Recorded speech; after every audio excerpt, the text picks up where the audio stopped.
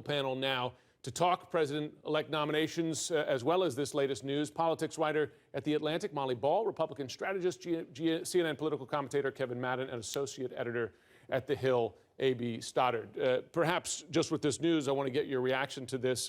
Kevin, this was, we thought, quite an issue during the campaign. Of course, he won the election. Would have been trouble to let this drag on. How significant a development do you think the settlement is? Well, yeah, it removes an incredible distraction. I mean, the last thing you want when you're trying to put together a administration and you're trying to set an agenda, you have a busy 100 days plan, you don't want this type of distraction hanging over you. So removing this distraction, I think, is a good thing for the Trump administration as they go through what will be a very busy time next year. Now, Molly, there are still other lawsuits out there and questions. You can't settle them all, I imagine, although there might be some effort made. I mean, how much of a cloud is that in the midst of, someone who's trying to be a transformative leader, right? Right. I mean, I think that's the question, is whether he's going to try to put more of these potential conflicts of interest, these lawsuits, all of the various loose ends that are out there. Is he going to try to bring as much closure as possible to his private dealings before he takes office? You do hear a lot of Republicans saying,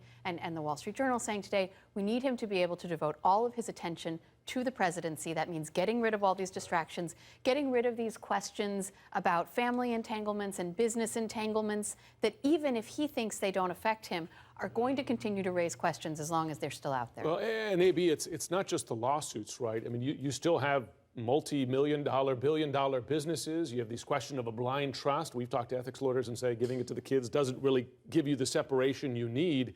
That's going to be a whole other kettle of fish, right?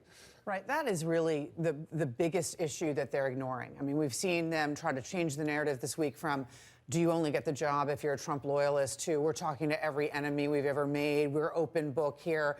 We're searching for the best talent. But what they're ignoring is this big question about what separation is required. What's the appropriate separation between the businesses? The kids have told us with pride they do vast dealings around the world, including with the Russians, and what their definition of blind trust is not remotely close to what the actual definition is going to have to be. And that's the one thing that's outstanding, that's raising a lot of concern, and it needs to be decided pretty quickly. Kevin, I have to ask you, of course, Donald Trump has said, he said many times, he never settles. Well, he just settled. That was another point. That's a very good point. He has indicated previously he doesn't have a proclivity for settling these. Is this a sign of a new Donald Trump? I think there needs to be a lot more evidence before anybody can come to that conclusion.